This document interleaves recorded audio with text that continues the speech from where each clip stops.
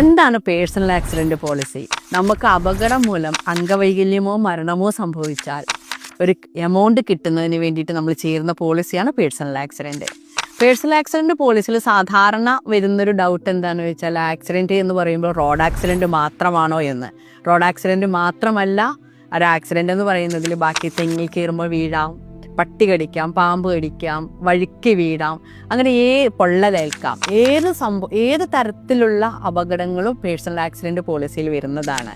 ഇതിന് വളരെ ചെറിയൊരു എമൗണ്ട് മാത്രമേ നമുക്കൊരു പേഴ്സണൽ ആക്സിഡൻറ്റ് പോളിസി എടുക്കുന്നതിന് ആവശ്യം വരികയുള്ളൂ. ഇത് നമുക്ക് ഗ്രൂപ്പായിട്ടും ഇൻഡിവിജ്വലായിട്ടും ചേരാൻ പറ്റുന്ന രീതിയിലുള്ള പോളിസിയാണ്. എല്ലാ ഇൻഷുറൻസ് കമ്പനിയിലും ഈ പോളിസി ഉണ്ട്. ഒരു പേഴ്സണൽ ആക്സിഡൻറ്റ് പോളിസിയിൽ എന്തെല്ലാം കവർ ചെയ്യും എന്നുള്ളതാണ്. അപകടം, മരണം, അപകടത്തിൽ കൂടെ ഭാഗികമായി ഉണ്ടാകുന്ന അംഗവൈകല്യം, പൂർണ്ണമായോ ഭാഗികമായോ ഉണ്ടാകുന്ന അംഗവൈകല്യം, പിന്നെ നമ്മൾ ആക്സിഡൻ്റ് ആയി വീട്ടിലിരിക്കുന്ന സമയത്ത് ഒരു വീക്കിലി കോമ്പൻസേഷൻ, ഒരു പോക്കറ്റ് മണി പോലെ ഒരു ചെറിയൊരു എമൗണ്ട്, നമുക്ക് എന്തെങ്കിലും സംഭവിച്ച് മരണപ്പെട്ട് കഴിഞ്ഞാൽ നമ്മുടെ കുട്ടികൾക്ക് പഠിക്കുവാൻ ആവശ്യമായ ഒരു ചെറിയൊരു എഡ്യൂക്കേഷണൽ ഗ്രാൻഡ്, നമുക്ക് ശവസംസ്കാരത്തിനുള്ള ചിലവ്, ഇങ്ങനെ ധാരാളം കവറേജുകൾ ഉള്ളതാണ് ഒരു പേഴ്സണൽ ആക്സിഡൻറ്റ് പോളിസിയിൽ. പക്ഷെ നമ്മൾ ഈ പോളിസി എടുക്കുന്ന നേരം നമുക്ക് തരുന്ന ഇൻഷുറൻസ് അഡ്വൈസറോട് നമ്മൾക്ക് ഇന്ന കവറേജുകളെല്ലാം വേണ്ടുന്ന തരത്തിലുള്ള പോളിസിയാണ് ആവശ്യമെന്ന് പറഞ്ഞ് അത്തരത്തിലുള്ള പോളിസി തന്നെ ചോദിച്ചു വാങ്ങുവാൻ വേണ്ടി നമ്മൾ ശ്രദ്ധിക്കണമെന്ന് മാത്രം.